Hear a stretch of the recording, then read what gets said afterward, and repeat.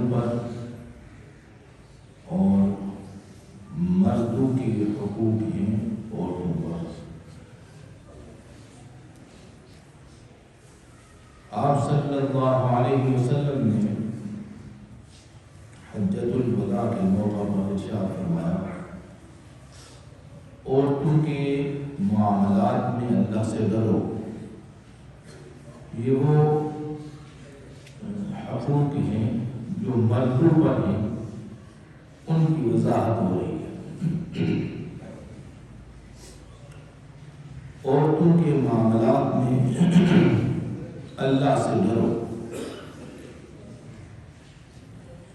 ایک اور مقام پہ قرآن مجید میں ارشاد فرمایا،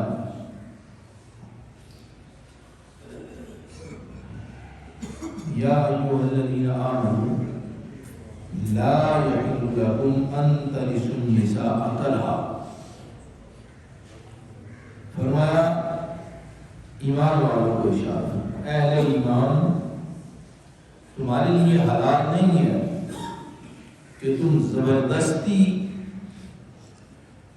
عورتوں کے وارث بنو۔ اس آیت مبارکہ میں ایک جاہلیت میں ایک رسم تھی کہ جب کسی عورت کا خاوند فوت ہو جاتا تو پھر اس کے بعد زبردستی اسے حق مہر حاصل کرتے اور اس پہ قبضہ کرتے، اور عورت جبراً قبضہ کر سے اسے نکاح کرتے تھے۔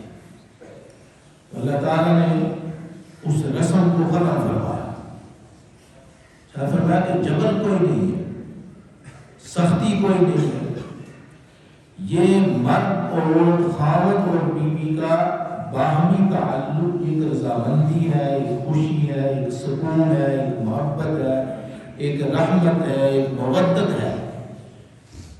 فرمایا جبرن نہ کرو، جبر کیوں کر رہے ہو؟ اے ایمان والو، لا یحل لکم، تمہارے لیے حلال نہیں ہے کہ ان ترثوا النساء کرہا، کہ جبرن تم عورتوں کے وارث بنتے پھرو۔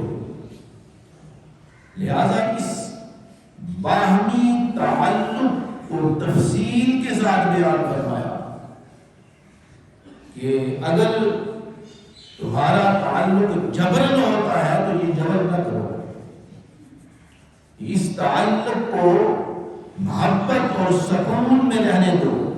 یہ محبت کا تعلق ہے، یہ سکون کا تعلق ہے، باہمی تعلق یہ مودت کا ہے۔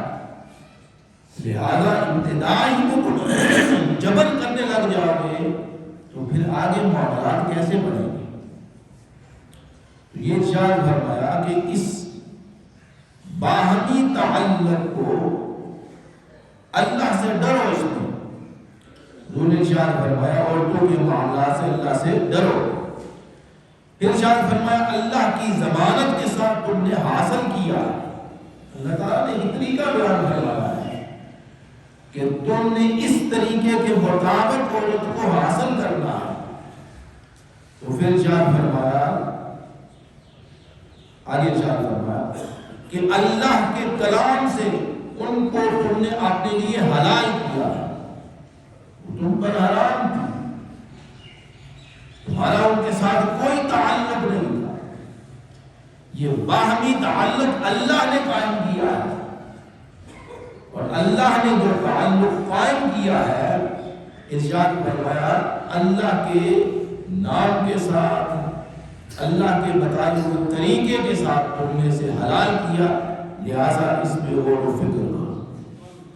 ایک صحابی ہے، عرض کرنے لگے یا رسول اللہ صلی اللہ علیہ وسلم، ہم پر عورتوں کے کیا حقوق ہیں؟ وہ صحابی حضور سے پوچھنے لگے کہ ہم پر حقوق کیا ہیں؟ حضور نے ارشاد فرمایا، آپ صلی اللہ علیہ وسلم نے ارشاد فرمایا تم کھاؤ ان کو بھی کھلاؤ، یہ تمہاری ذمہ داری ہے، تمہارے حقوق میں سے ہے کہ تم نے انہیں حاصل کیا، لہذا کھانے کی ذمہ داری تم پر ہے، لہذا تم نے انہیں کھانا کھلانا ہے۔ پھر ارشاد فرمایا تم جو پہلو یہ تمہاری ذمہ داری ہے، تمہارے حقوق میں سے ہے کہ لباس دینا، لباس مہیا کرنا تمہارے ذمہ ہے، تمہارے حقوق میں سے ہے۔ دو، یعنی کھانا کھلانا اور دوسرا لباس مہیا کرنا۔ پھر آپ نے ارشاد فرمایا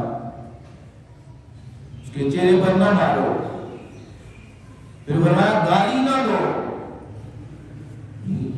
اخلاق کے بارے میں ارشاد فرمایا تمہارے اخلاق کیسے ہونے چاہیے، گالی، فرمایا اسے گالی نہ دو۔ پھر ارشاد فرمایا باہمی اگر کوئی چپکش ہو جائے، کوئی جھگڑا ہو جائے یا کوئی اس طرح کی ساتھ ہو جائے تو فرمایا اسے گھر سے نہ نکالو، انہیں گھر سے نہ نکالو، دوبارہ معاملات اسی نہج پر لے کے آؤ، اسی طریقے پر لے کے آؤ۔ ہو جاتی ہے رنجشیں، ہو جاتے ہیں جھگڑے، ہو جاتے ہیں فتنہ اور فساد، شیطان جو ہوا ہے وہ تو ساتھ لگا ہوا ہے، اور شیطان تو چاہتا ہے، کیونکہ اللہ چاہتا ہے جوڑنے کا، اور شیطان چاہتا ہے کہ فتنہ برپا کرے۔ آپ سمجھنے کی کوشش کریں فتنہ کون ڈال رہا ہے؟ درمیان میں ایک شخصیت ایسی ہے جس کے سر پہ تاج ہے، وہ شیطان ہے، وہ شر ہے، فساد ہے، فتنہ ہے۔ وہ چاہتا ہے کہ تمہارے درمیان تفریق ہو، وہ چاہتا ہے تمہارے درمیان دشمنی پیدا ہو، وہ چاہتا ہے تمہارے درمیان محبت نہ ہو۔ لہذا تم اس پر غور فکر کرو، تو معاملات جتنے بھی ہیں سارے کے سارے باہمی مشاورت سے صحیح کرو۔ ارشاد فرمایا یہ نہیں کہ فوراً آپ جو ہے گھر سے نکل جاتے، یا بعد میں اجرا کرتے ہیں کہ آپ غصے کی حالت میں تعلق کو ختم کر دیتے ہیں، فوراً 3 طلاق کے فوراً گھر سے باہر نکال دیتے ہیں، یہ کوئی طریقہ نہیں۔ اتنا انسان بے بس ہو جاتا ہے، اتنا مایوس ہو جاتا ہے، جس کے ساتھ سال ہا سال زندگی گزاری، اللہ کے نام سے حاصل کیا، پھر اللہ تعالیٰ نے طریقہ بھی بیان فرمایا کہ تمہارے باہمی تعلقات کیسے ہونے چاہیے۔ فی الفور یہ بہادری ہے، اسے بہادری کہتے ہیں، اس کو شجاعت کہتے ہیں کہ فوراً کسی کو فوراً گھر سے نکال دو، فارغ کر دو۔ یہ نہ بہادری ہے نہ شجاعت ہے، کیا چیز ہے یہ شیطانی عمل ہے۔ کیا ہے؟ شیطانی عمل ہے۔ لہذا سے پرہیز کریں اور دیکھیں، غور و فکر کریں، جو معاملات اللہ نے تمہارے ساتھ جوڑے ہیں ان پہ غور و فکر کرو۔ انہوں نے بڑی سختی سے بنوایا، میرے ہوتے ہوئے تم فوراً طلاق 3 طلاقیں دے دیتے ہو، کیونکہ آپ نے مذاق مفہوم کر رہا ہوں کہ آپ نے اللہ کی آیات کے ساتھ مذاق کر دیا، مذاق بنا دیا۔ اور جب تعلق جوڑنے کی باری آتی ہے اور چل چل کے اور چکر لگا لگا کے اور رشتے مانگ مانگ پر، ہمارے معاشرے میں کیسے رشتے ملتے ہیں نہیں پتا آپ کو، اور پھر فور اس کو گھر سے نکال دینا، پھر فور تعلقات کو ختم کر دینا، یہ بہادری نہیں ہے، شجاعت۔ آپ میں کیا شجاعت ہے؟ اس سے بھی آیا تو کرتا پھر اس سے کہ بھی آپ نے معاملات بہادر شخص وہ ہے جو اپنے غصے پہ کنٹرول کرے۔ یہ کیا ہوا؟ غصہ آیا، گالی گلوچ شروع کر دی، گالی گلوچ سے دل نہ بھرا تو ہاتھ چلانا شروع کر دیے، ہاتھ پہ بھی پوری نہ پڑی تو کہاں تک کہاں بات پہنچ جاتی، تو کدھر تک باتیں ہو جاتی ہے۔ لہذا اپنے اخلاق پہ نظر ثانی فرمائیں، اپنے معاملات پہ نظر ثانی فرمائیں کہ ہمارے معاملات، ہمارے اخلاق کیسے ہونے چاہیے۔ پھر اللہ نے ارشاد فرمایا قرآن مجید میں، فرمایا وعاشروہن بالمعروف، یہ تھوڑا تھوڑا فرمایا کہ کھانا کھلاؤ، یہ کرو، لباس دو، آخر میں ایک ایسا جملہ ارشاد فرمایا ساری زندگی پہ حاوی ہو جاتا ہے۔ ساری زندگی. فرمایا وعاشروہن بالمعروف، فرمایا آپس میں رہو نیکی کے ساتھ، بالمعروف. اب یہ بھی سکھانا پڑے گا، یہ بھی بتانا پڑے گا کہ نیکی کیا ہوتی ہے. بھائی یہ بھی نہیں پتا کہ نیکی کیا ہوتی ہے. فرمایا عاشر، اپنی زندگی گزارو، یعنی میاں بیوی کے بارے میں ارشاد فرمایا خاوند اور بیوی باہمی کس طرح زندگی گزارے؟ بالمعروف. فرمایا نیکی کے ساتھ زندگی گزارے. تمہارا تعلق نیکی پر ہونا چاہیے، فتنہ اور فساد اس میں نہ آنے دو، دشمنی نہ آنے دو، باہمی قطع تعلقی نہ آنے دو، محبت ختم کرنے کے معاملات نہ آنے دو. وعاشروہن بالمعروف، فرمایا باہمی معاملات تمہارے کیا ہونے چاہیے؟ نیکی کے معاملات ہونے چاہیے. حسن سلوک کرو، حسن سلوک کے ساتھ زندگی گزارو. پھر ارشاد فرمایا آگے چلو عسیٰ ان تکرہوا شیئا، کیونکہ معاملہ بڑا نازک ہے، اس کو تفصیل کے ساتھ بیان فرمایا. فرمایا عسیٰ ان تکرہوا شیئا، فرمایا بعض دفعہ معاملات میں کمی بیشی آ جاتی ہے، تکرہوا ناپسندیدگی باتیں آ جاتی ہیں، کبھی اس کی طرف سے ناپسندیدگی کی بات آ رہی، کبھی تمہاری طرف سے آ رہی، کبھی تمہیں اس کی بات اچھی نہ لگی، کبھی اس کو تمہاری بات اچھی نہ لگی. فرمایا عسیٰ ان تکرہوا شیئا ویجعل اللہ فیہ خیرا کثیرا، فرمایا صبر کرو، برداشت کرو، اللہ تعالیٰ نے اس میں بہت خیر کثیر رکھ دی ہے. کیا ارشاد ہے؟ فرمایا کہ کوئی نہیں، بات دفعہ ہو جاتا ہے، اونچ نیچ ہو جاتی ہے، تعلقات خراب بھی ہو جاتے ہیں، بعض وقت فتنہ ہو جاتا ہے، دشمنی پیدا ہو جاتی ہے، ایک دوسرے کے ساتھ ایک دوسرے کی بات پسند نہیں آتی، تو اس کا طریقہ کیا ہے؟ یہ ارشاد فرمایا اس کا طریقہ کیا ہے کہ کیا جھگڑا کرنے لگ جاؤ، باہر نکال دو ایک دوسرے کو. نہ، یار اسی معاشرے میں رہتے ہیں، کہیں عورتیں باہر نکال دیتی ہیں خاوندوں کو، کہیں خاوند باہر نکال دیتے ہیں عورتوں کو، دونوں کا رشتہ بس چلتا ہے. جہاں حکمرانی عورت کی ہے وہ باہر نکال دیتی ہے، اور جہاں حکمرانی مرد کی ہے وہ نکال دیتا ہے باہر. شریعت نے ہمیں یہ حکم نہیں دیا، شریعت نے ہمیں حکم نہیں دیا. فرمایا باہمی معاملات حسن و سلوک سے طے کرو. فرمایا عسیٰ ان تکرہوا شیئا ویجعل اللہ فیہ خیرا کثیرا. فرمایا معاملات بعض دفعہ اونچ نیچ ہو جاتی ہے، لیکن اللہ تعالیٰ بعض دفعہ ان تمہارے دونوں کے اندر خیر کثیر عطا فرما دیتی ہے. خیر نیکی کو کہتے ہیں، اچھائی کو کہتے ہیں، حسن سلوک کو کہتے ہیں. فرمایا اس کے اندر بہت سی اللہ تعالیٰ بھلائیاں عطا فرما. بھلائیاں دیکھو گا، بھلائیاں دیکھو. ہماری نظر کس پر جاتی ہے؟ دشمنی کی طرف. ہماری نظر کس میں جاتی ہے؟ تعلقات توڑنے کی طرف. ہماری نظر کس طرف جاتی ہے؟ باہمی تعلق ختم کرنے کی طرف. اللہ فرمایا جو خیر کثیر ہے تمہارے اندر آپ نے رکھی ہے، اس کی طرف دھیان کرو، اس کی طرف توجہ کرو، اور خیر کثیر کو دیکھ کر معاملات کو درست کرو. کوئی مقام ارشاد فرمایا، حضرت ابو ہریرہ رضی اللہ عنہ فرماتے ہیں، حضور نے ارشاد فرمایا کامل مومن وہ ہے جس کی اخلاق اچھے ہوں، جس کے اخلاق اچھے ہوں. ہر شخص کو پتا ہے میرے اخلاق کیسے ہیں، اور ہر شخص جانتا ہے، اور ہر شخص کو اپنے اخلاق درست کرنے اور اصلاح کرنے کی ضرورت ہے. یاد رکھنا سب سے بہترین شخص وہ ہے جس کے اخلاق اچھے. پھر شاید فرمایا اپنی ازواج کے ساتھ، اپنی بیویوں کے ساتھ اخلاق ٹھیک رکھو. اپنی باہر، کیونکہ گھر میں رہتے ہوئے پتہ گھر میں رہتے ہوئے چلتا ہے، لیکن ہر وقت گھر میں رہنا ہوتا ہے، ایک دوسرے کے ساتھ گفتگو ہوتی ہے، تعلقات ہوتے ہیں، معاشرے میں گفتگو ہوتی ہے، باہمی معاملات ہوتے ہیں. تو وہاں سے جو شخص کامیاب ہوگا سب سے بہترین شخص وہ کہلائے گا. شریف نے فرمایا، حضور نے ارشاد فرمایا بہترین اخلاق والا شخص بہترین آدمی ہے. اور فرمایا بہترین آدمی گھر میں پتہ کرنا ہو کہ کون ہے تو پتہ دیکھ لو کہ باہمی ازواجی تعلقات تمہارے کیسے ہیں. بھائی صاحبہ فرماتی ہے ام المومنین سیدہ طاہرہ طیبہ عائشہ صدیقہ رضی اللہ تعالی عنہ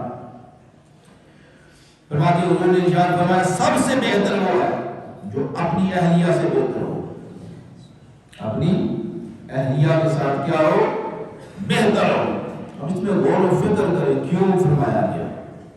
ایک دوسرے کو برداشت کرتے ہیں نہیں, ایک دوسرے کے ساتھ صبر کرتے نہیں, باقی حسن سلوک سے چلتے ہیں کہ نہیں. یعنی سارے معاملات بنیاد گھر سے چلتی ہے. معاشرے میں تو بعد میں جائیں گے, باقی دوستوں کے ساتھ بعد میں جائیں گے, ان کے ساتھ تعلقات بعد میں قائم کریں گے. سب سے پہلے نقطہ آغاز جو ہے وہ گھر سے چلتا ہے. بیوی کے ساتھ معاملات کیسے؟ فرمایا کہ سب سے بہتر وہ ہے جو اپنی بیوی کے ساتھ اس کے تعلقات بہتر ہو. یہ کیا ہوا ہر وقت جھگڑے چلتے رہتے ہیں؟ نہیں, یہ ہم نے خود ٹھیک کر لیا. اپنے جھگڑے ہم نے خود ٹھیک کر لیا. فرمایا سب سے بہتر وہ ہے جو اپنی اہلیہ سے بہتر ہو. اور آپ نے ارشاد فرمایا میں تم سب سے زیادہ اپنی ازواج کے ساتھ بہتر ہو. حضور نے ارشاد فرمایا میری ازواجی زندگی دیکھو, میری ازواجی زندگی دیکھو. فرمایا سب سے بہتر اپنی ازواج کے ساتھ میں ہوں. اب بہترین زندگی ازواجی زندگی گزارنی ہو تو حضور نبی کریم صلی اللہ علیہ وسلم کی زندگی مبارک کو دیکھو. حضرت ابو ہریرہ نے فرماتے ہیں یہ وہ حقوق ہیں جو ہمارے مردوں پر لاگو ہوتے ہیں. یہ وہ حقوق ہیں جو ہمارے مردوں پر لاگو ہوتے ہیں. حضرت ابو ہریرہ نے فرماتے ہیں حضور نے ارشاد فرمایا عورتوں کے ساتھ خیر خواہی کرو. آپ بہترین جملہ ہے, اس سے بڑھ کر کیا جملہ ہو سکتا ہے. فرمایا عورتوں کے ساتھ خیر خواہی کرو, خیر چاہو. خیر تمہاری سوچ میں, تمہاری فکر میں, تمہارے تصورات میں, تمہارے معاملات میں حسن سلوک ہونا چاہیے. خیر خواہی کرو, اچھا چاہو. ارشاد فرمایا عورت کو پسلی سے پیدا کیا, بیچاری ٹیڑھی ہے, بیچاری ٹیڑھی ہے, ٹیڑھی پسلی سے پیدا ہوئی ہے. اب اس کی بنیاد ہی ٹیڑھی ہے, تو جس کی بنیاد ہی ٹیڑھی ہو اس کو تم کیسے سیدھا کرو گے؟ اگر ایسے سیدھا کرنا شروع کرو ٹوٹ جائے گی. سیدھا کرنا شروع کرو ٹوٹ جائے گی. اور ٹوٹ کیا ہوتا ہے؟ طلاق ہوتی ہے, تعلقات ختم ہوتے ہیں. تو انہوں نے ارشاد فرمایا خیر خواہی کرو, یہ عورت پسلی سے پیدا ہوئی ہے. اور ارشاد فرمایا سب سے زیادہ ٹیڑھی اوپر والی پسلی ہے. اگر سیدھا کرنا چاہو تو وہ کیا ہوگی؟ ٹوٹ جائے گی. بس بیچاری خیر خواہی کی مستحق ہے. پھر آخر میں پھر ارشاد فرمایا بس اس کے ساتھ خیر خواہی کرو. ہماری بات اس کو بہادری سمجھے, اس کو شجاعت سمجھے, باہمی تعلقات ٹھیک کرنا سمجھے, اس کو حسن سلوک سمجھے. جو بھی نام دے دے یا اپنا عاجزی کا نام دے دے, سارے کے سارے تک اس پر یہ سارا لا دیں. بیچاری ٹیڑھی ہے, بیچاری پسلی سے پیدا ہوئی ہے, لہذا اس کے ساتھ کیا کرو؟ خیر خواہی کرو. خیر خواہی جتنا ہو سکے تم سے خیر خواہی کرو, تمہارے گھریلو معاملات ٹھیک ہو جائیں گے.